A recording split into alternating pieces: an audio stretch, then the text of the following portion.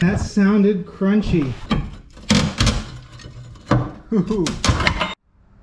This has got to be the nastiest, rustiest suspension you've ever seen. Let's do something about it. If only it was that easy. You're looking at a pile of parts that's worth $1,100 and they're about to double the value of my car. We got $450 for Raceland coilovers, about $350 for the subframe, and about $300 more for the control arms and the brakes. This car as it sits is a rusty heap. It's got over 200,000 miles and it really should have gone to the scrapyard. So is it a dumb idea to put that much into this car when it should be junked? Let's find out. I mentioned to get these coilovers installed because this car is actually a lot of fun to drive. It sounds great. It's got a 5-speed and a side exit exhaust. I just installed that last summer. Don't worry about the rust. Cosmetics will be next on this car. It actually only weighs 2,600 pounds, so it's a ton of fun to toss around, except it's got 210,000 miles on its original struts, and it really likes to lean in corners. Check it out. So obviously the Racelands will keep it much flatter, and it's going to be about a 3-inch lower. These are all pieces to completely redo the rear suspension because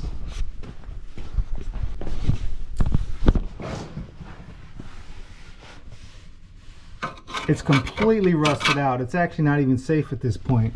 So that's basically every piece from the body shell down, including a new subframe.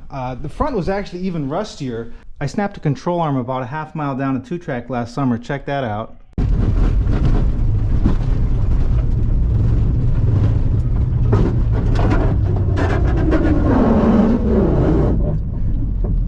So we already replaced those last summer. We also did drive shafts and sway bar end links and the brakes. So the front's pretty much done except the struts. So let's get started there.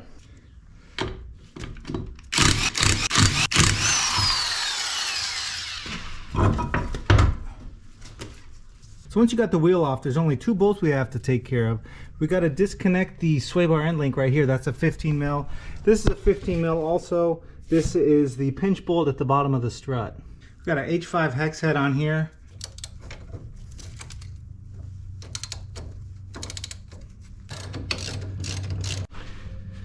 Then you pop the brake line out.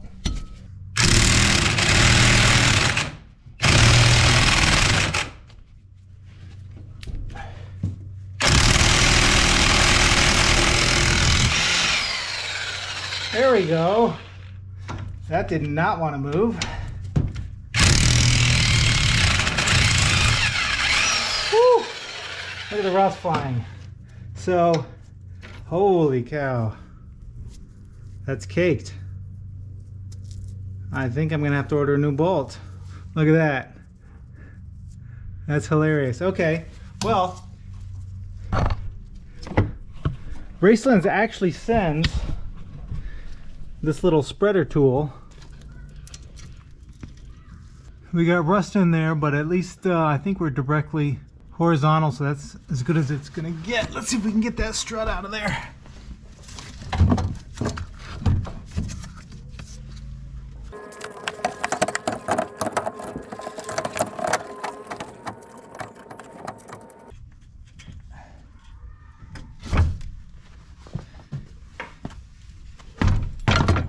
Well, this is something I should have noticed before, but check out what we got going on up here. This rust is unbelievable.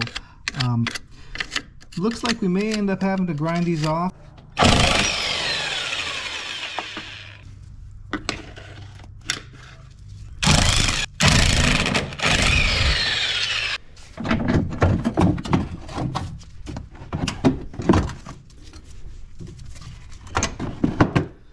There it is.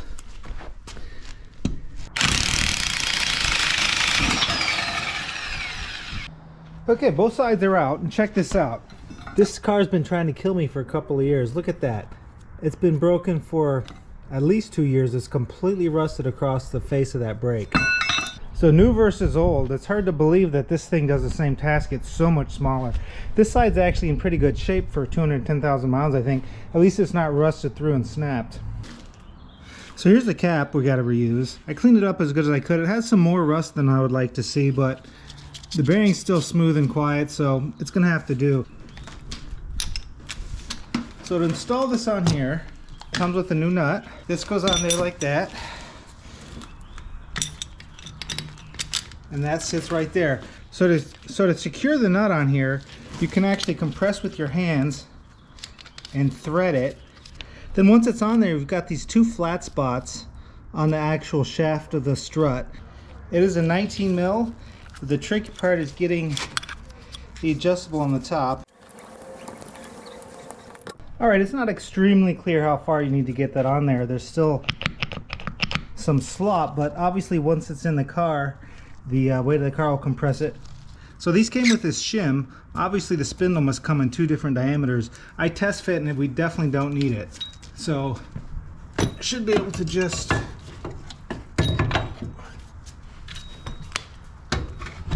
there it is, no problem. I think first thing we'll try is get the top bolted up.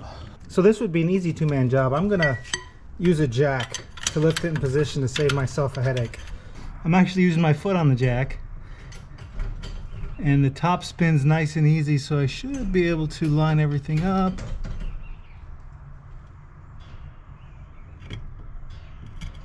There we go.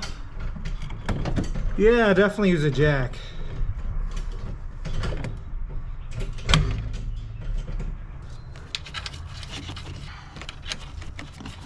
Yeah, these nuts are extremely ugly, but they're spinning with no problem, no binding, so we're going to use them. Pinch bolt tight, brake line, there it is. And that just leaves a sway bar end link, and I would love to not strip this.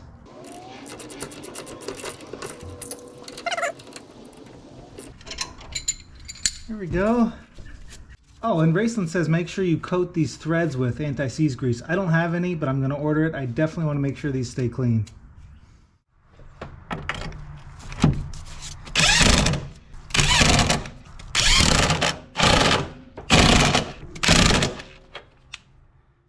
Okay, it's pretty straightforward to set the ride height. This is your locking ring, the lower one. And to lower your car, you're going to want to extend the spring, so when it is compressed with the weight of the vehicle, it forces the strut up higher, which obviously lowers the car. So we're going to be autocrossing the car this summer, so I want it as low as possible. So I'm going to start out really low. I counted 3 threads from the bottom. We're going to start out with that. As long as I can get in my driveway, we're going to go with it. So 3 threads from the bottom on this one, and then you just rotate this upper ring to expand the spring. And I'm holding on to the lower ring so it doesn't actually move. It's going back and forth. There we go, that's 3 threads. So to lock it in place, you just rotate the rings in opposite directions.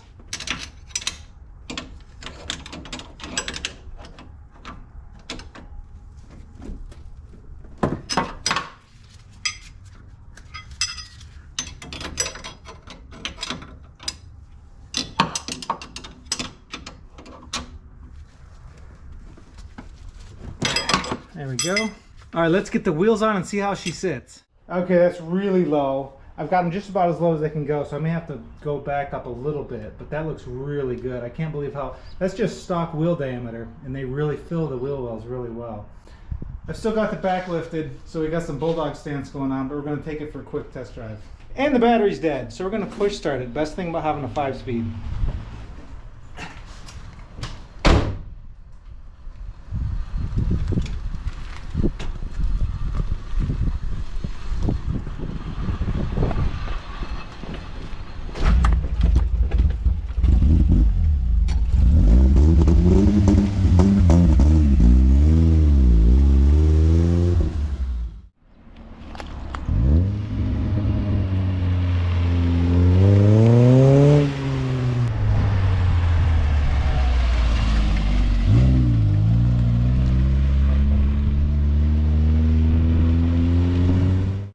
Okay, we got the back end up in the air, and I actually had a hard time jacking it up. Obviously we can't jack on the subframe since that's going to be replaced.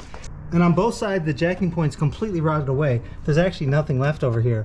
So I've got a full size and a spare on both sides.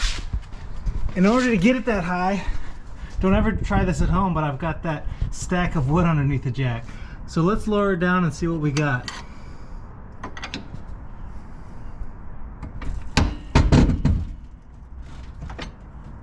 Yeah, some crunching. But I don't think that's going anywhere. Front's on stands. The back's fully supported. I think we're good. First thing I'm going to do is take the springs off. The retaining nut up there at the top is a 15 mil.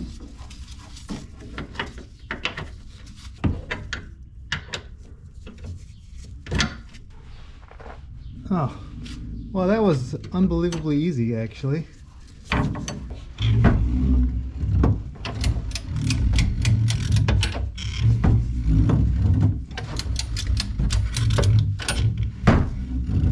There's a beast of a bolt.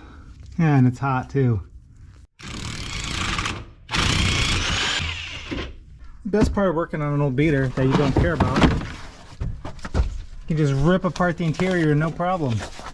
So here's the top cap right here. I think that's a 13.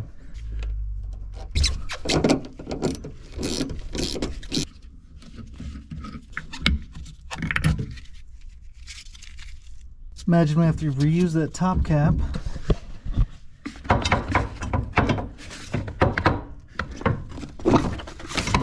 There we go. Probably have to reuse this crusty bit here too, but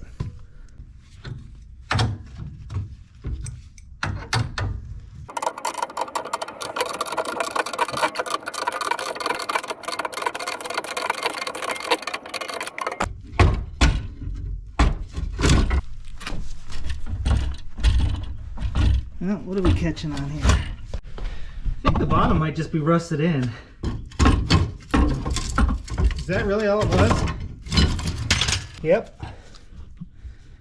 I think the rust had just fused to the bottom of the control arm. Okay, time to start pulling this thing apart.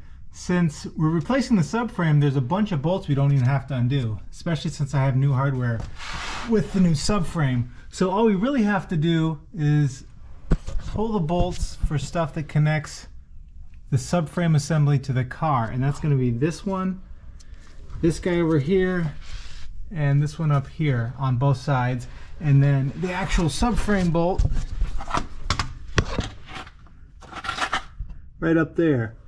So we may only have 8 bolts, which hopefully most of them we can get with the impact.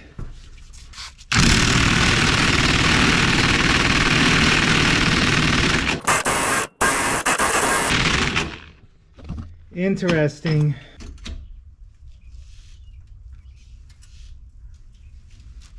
Yeah, it's moving. Am I just stripping it? I can't tell.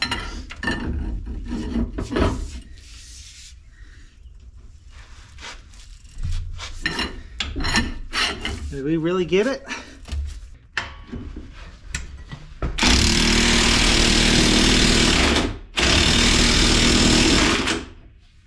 Did we really break the welded part on the other side?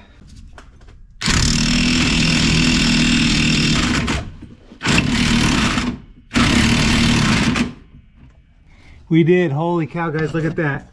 This is a welded nut on this side, and it is gone.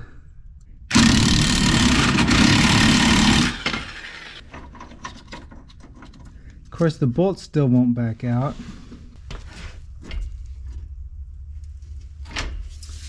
Okay, so this one's nice and loose.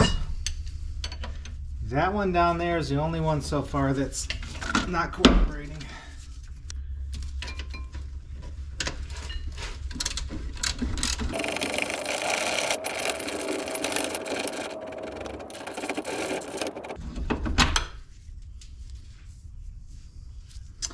Not even that rusty. That's 2 out of the 3. So it's getting crazy over here. I ground away enough the control arm to completely separate the hub assembly. The bolt's still completely jammed, of course, but at least now I should be able to get a good angle on the grinder, give it a couple of slices, and hopefully pop out.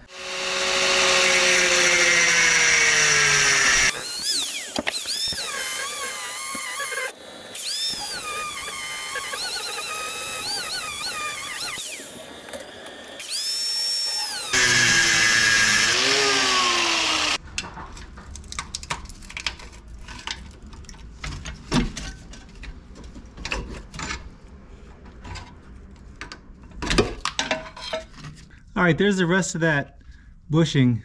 So now I can really get at the inner casing around the bolt. This shouldn't take long now. So I got the barrel out. I don't know how well that's showing up on camera, but no wonder it's fused. It's basically solid rust on the threads there between the bolt and the barrel.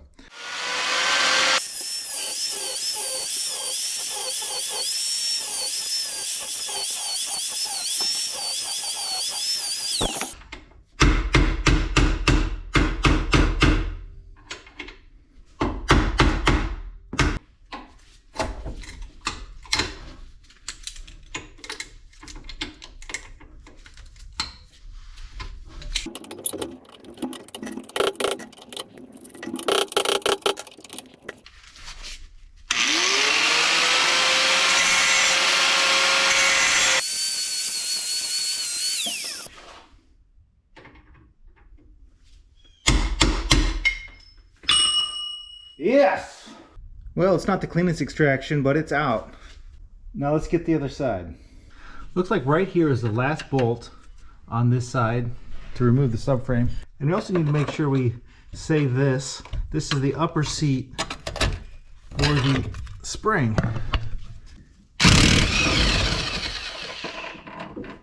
And that one's nice and clean. This is the guy that gave us so much trouble on the other side. I really don't want a repeat of that. So I've soaked it overnight in PB Blaster. Cross your fingers.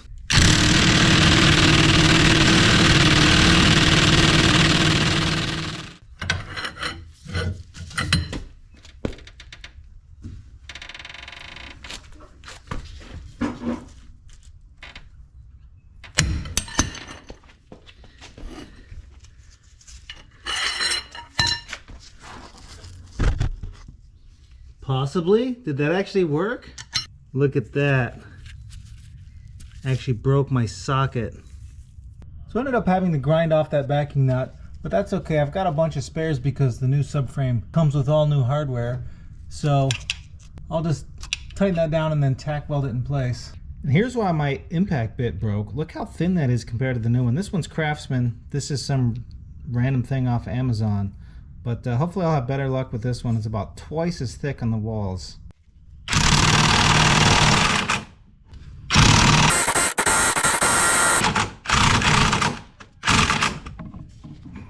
I see how you broke the last one. Dude, this is why you don't buy a rusty old piece of crap car. Alright, impact wrench did nothing. Let's try breaker bar.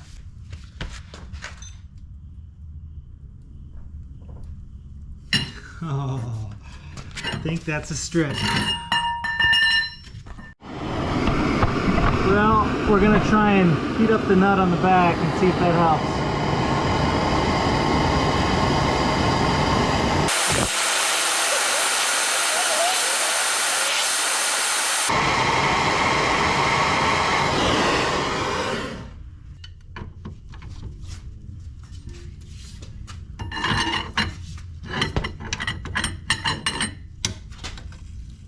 Holy cow, did that work? I think that worked, boys. Either that or I just broke the weld again. Nope, that actually worked. Beautiful. I really didn't want to have to grind off another bolt. Especially this one would have been hard to get at. I don't know if you can hear it, but it's creaking every time I spin it. Oh. Wow. Oh, nope. Never mind. It just popped. Yep. Look at that. Just popped a weld. Well, looks like I'll be able to back the bolt out, which means I can get it back in on the new control arm and then just weld this thing back in place. Maybe not. The bolt's not coming out.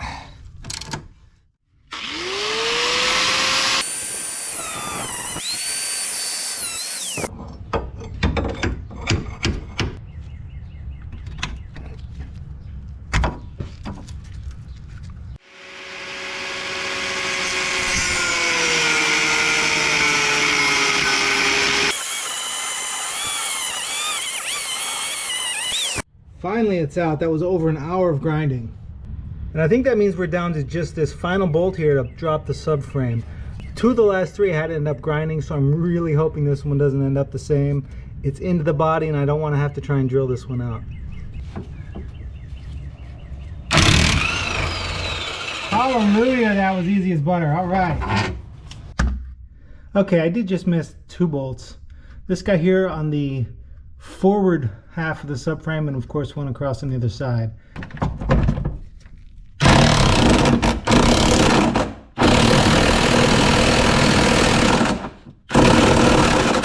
Ooh, it's almost out. Okay, this is the final bolt.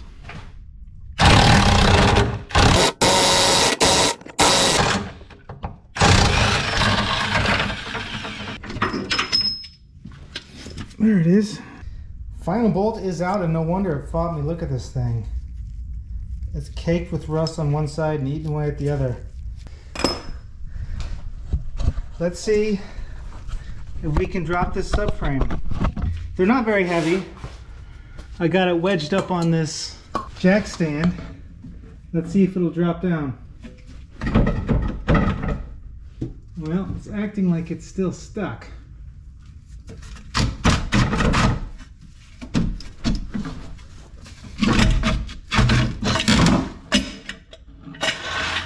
There it is, and that sounded crunchy. Yeah, there's definitely some rust fusion going on up here.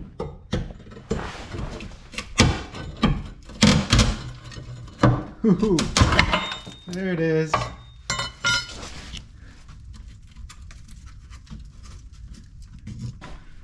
Yeah, there's definitely some frame rail rot over here. I may weld another sheet or 2 after I clean that up. There's the old and the new. Just to show you again how bad this old one was, listen to this.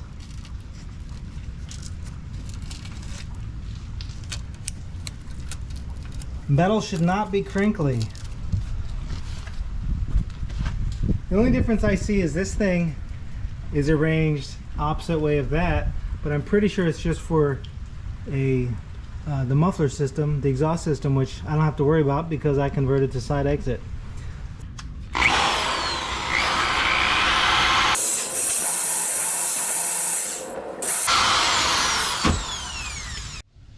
So here's why you always pay more for a rust-free car. I was hitting this with the wire brush, the wire wheel, to prep it for the Rust-Oleum, and look at that. The top layer of sheet metal is just so paper thin. So I'm going to fabricate a new sheet to go over there and cut around the positioning hole and the threads there. This is what I'm going to use. I've actually fabricated with it before. It's just 3-inch exhaust pipe, mild steel. You slice down here, unwrap it with the vice grips, cut it to shape. I'm going to tack this side on, bend it around, cut holes for here and here.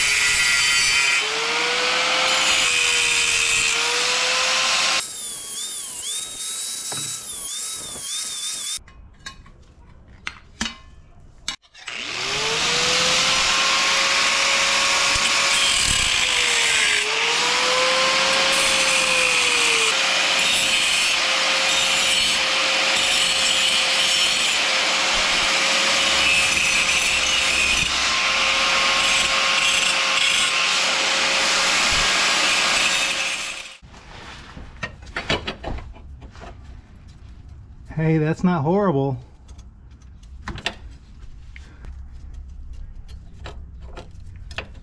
Honestly, pretty impressed with myself.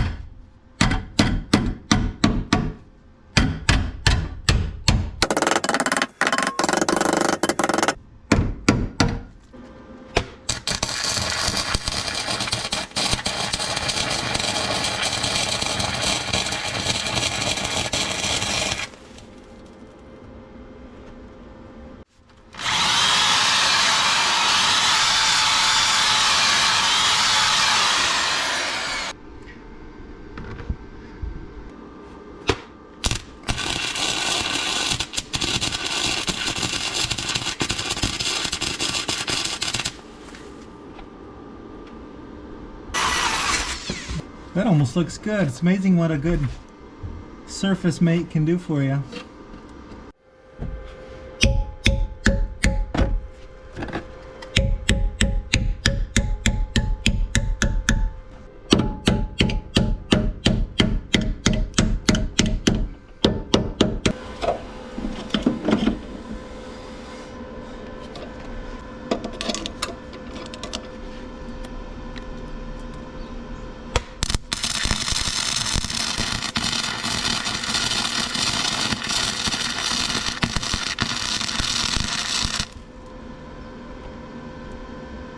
Not bad, not bad.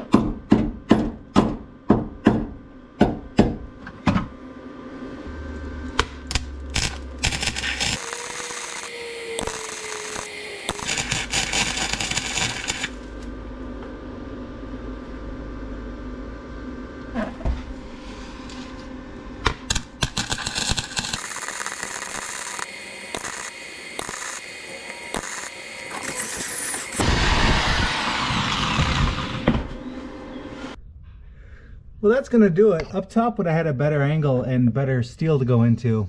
Those actually look like real welds. This is my 4th welding project and I think I'm finally getting the hang of it. On the bottom it's nothing but popcorn, but it was a horrible angle and the steel underneath was pretty rusted.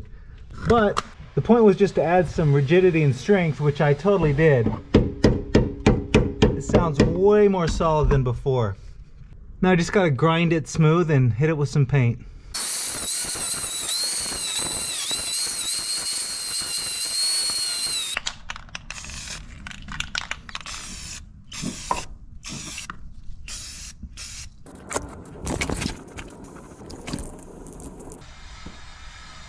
Patch is done and painted. That was only a 4-hour detour. So I got the new subframe laid out, ready to go. I'm going to attach all the control arms out of the car to save myself a little trouble. And check this out. This is why I absolutely had to put that patch on the subframe. I'm 99% sure this is the outside layer of sheet metal on the frame rail. See those two holes right there? Especially that one? Yeah, right there. That's the new one with the hole, and right here it's covered up. So this right here was part of the car. The new subframe did come with all new bolts, and I think they're all the same length, so I don't have to worry about... Okay, I think I got the bolts organized. These, I'm 99% sure, are what goes up into the car body to hold the whole subframe in place, 3 on each side. These are separate lengths. That's why I left all this stuff connected, and that looks like a match right there.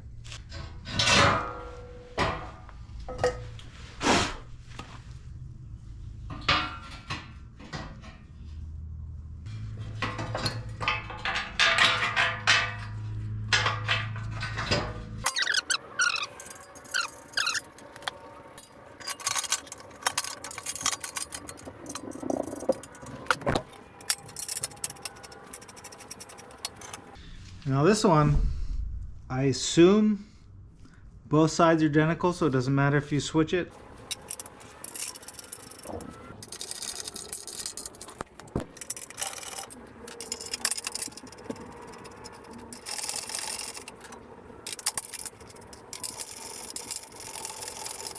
Okay, let's see if I can do this solo.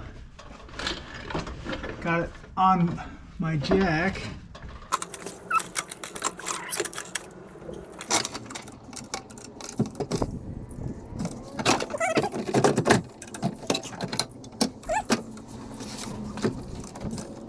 I think that might be it. See if I can get a thread started. Feels like I'm cross-threading it, but might just be because I welded and painted over there. Well, this one's going in way easier by hand, which does make me think this one's cross-threaded. Oh, there you go. That's way better. I must have been cross-threading it.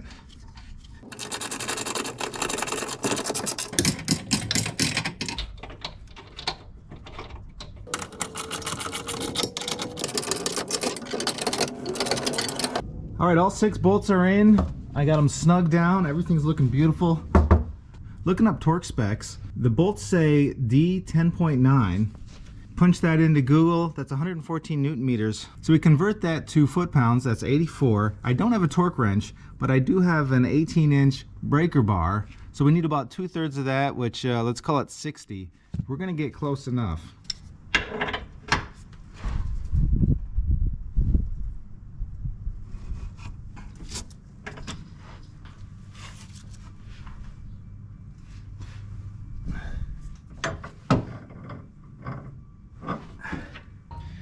So I kind of saw this coming. Obviously we had to cut up a bunch of bolts to get it out of the car.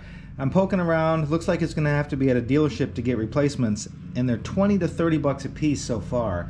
Still hoping to find them cheaper, maybe Amazon, but we're gonna see if we can pull off these two and maybe the lower ones.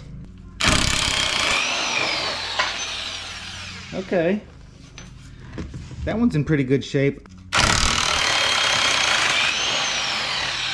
Wow, it's amazing how much nicer the interior bolts were. It's got to be because out by the wheel it gets more salt and crust on it, but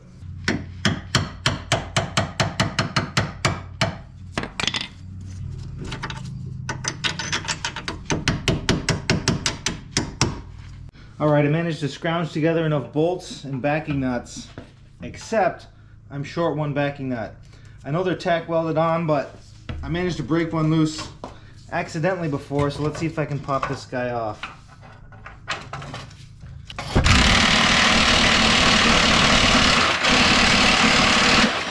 Hey, look at that.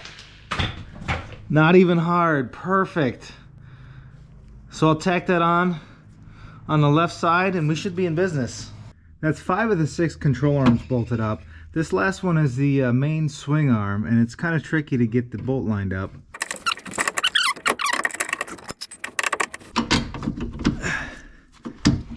there it started. Get my backing nut on there.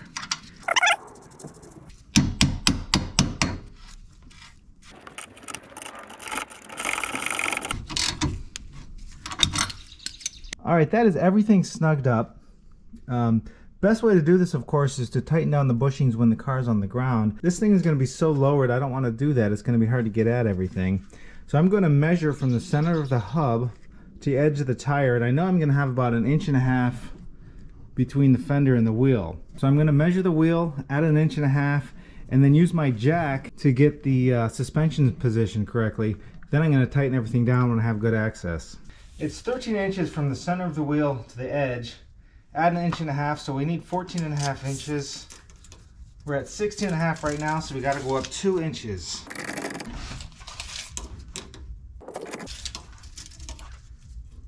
There we go. That should be where the car sits on the road.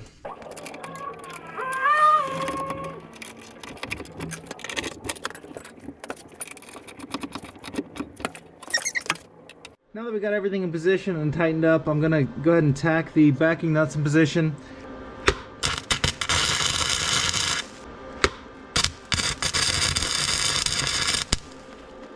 We need one more thing off of this old subframe before we scrap it. Come on, there we go. And not that it's gonna last, but everything else under the car is freshly painted.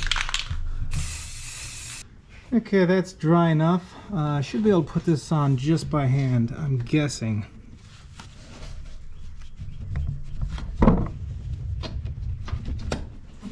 Here's old versus new. You can really see how much lower profile the new one is. That's your 3 inches lowered ride height right there. This is how the old strut comes out of the car. We got to save the top cap and the bump stop. We're going to get rid of this thing. Basically replaced by this cap on the new one. This is the one place they provided you new hardware. This goes over here and like this, and now it's ready to go in the car. So the new spring goes in really easy. I'm actually going to twist this all the way closed, fully lowered on this just to see what it looks like. I was thinking we're going to have to use the spring compressor, but actually just take the lower control arm bolt out. It sets in there easily, and then you can just jack this up into position, feed your bolt through, and that's it. Oh, don't forget this. We saved this, and the end of the spring feeds in just like that.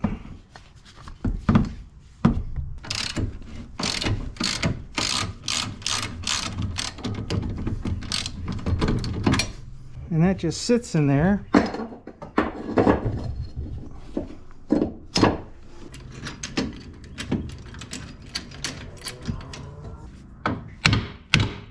There we go.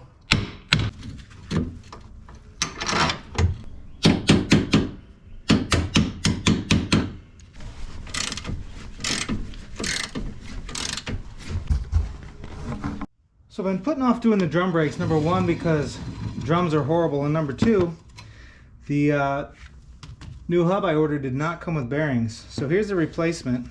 Okay, first dust cap comes off.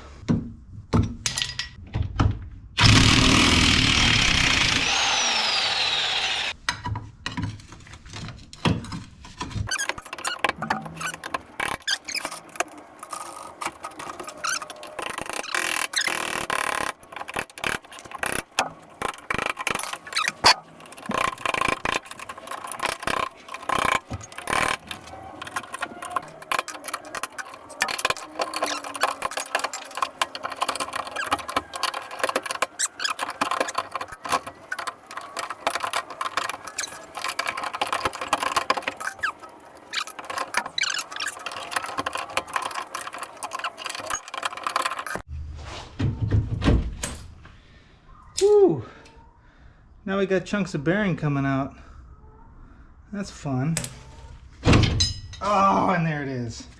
Now this is why you gotta buy an own project car with disc brakes. This is just ridiculous, the amount of pieces. It's like a puzzle. It's no fun.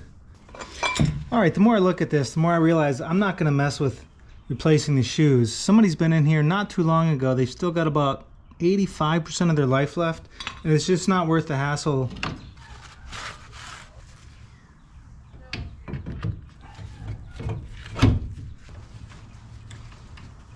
So this calls for 180 foot-pounds. I'm going to use my pipe here to get 3 feet from rotation center, and that means I need about 60 pounds of pressure.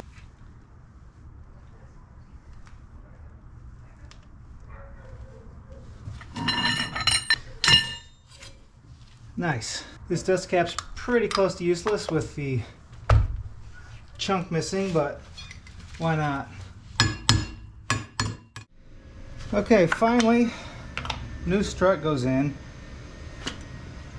I found my best luck getting these to work is take all the equipment off the top.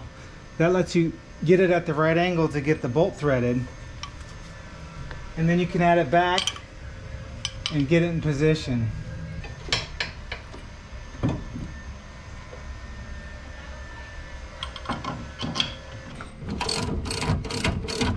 Compress it to get the bump stop on. Oh, this thing is just falling apart. It's disgusting. I'm probably gonna get cancer. Top cap on.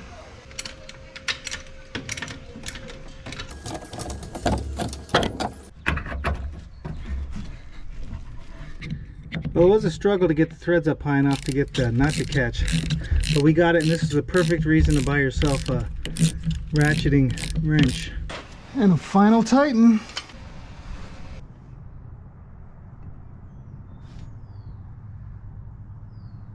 There's the after. Hard to believe it's the same car. Those cheap Indonesian tires look pretty good. There it is, it rolls and drives. The front is ridiculously low. The wheel's actually up inside the wheel well. The back is still high, but I expect it's gonna have to settle some more. It actually has settled about 1/2 inch or more already. We got about 1.5 inches there to go before it's up in the wheel well. Welcome to the future. It's 4 months later, and yeah, plot twist, the car is now orange. It's been about 3,000 miles. The suspension has had plenty of time to settle. I've had time to get used to the setup, and I love how it looks. I love how it drives. The stance is just about perfect. The stock wheel and tire size fills the wheel wells nicely. We got just about the same gap all the way around. The back is all the way low. It maybe didn't quite go as low as I would have liked, but it's at a good spot. The front is actually raised 1 inch to get it even. I had to raise it not just for looks too. When it was all the way down, it was really bouncy. It was harsh over bumps. It's a really good balance between ride stiffness and road feel and performance. It stays much flatter in corners. Check it out.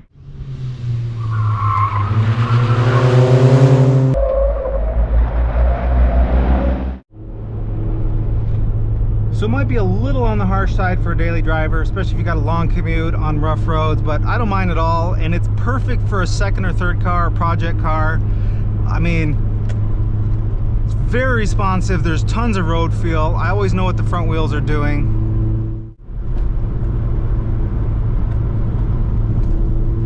It's got great turn in and it handles its weight really well. You don't have to worry a ton about weight transfer. Of course, this car is now under 2,300 pounds, so there's not a lot of weight to throw around anyway. But this is one of my favorite set of curves, and we'll see how it does compared to stock.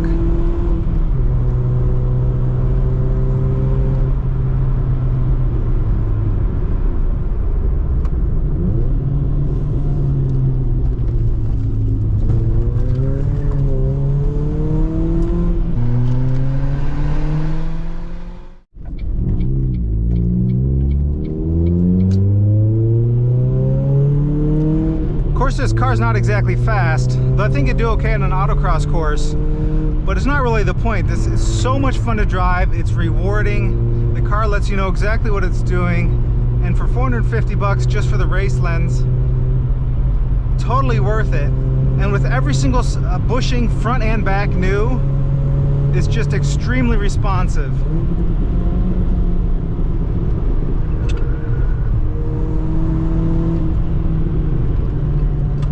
just sets up in the corner and goes.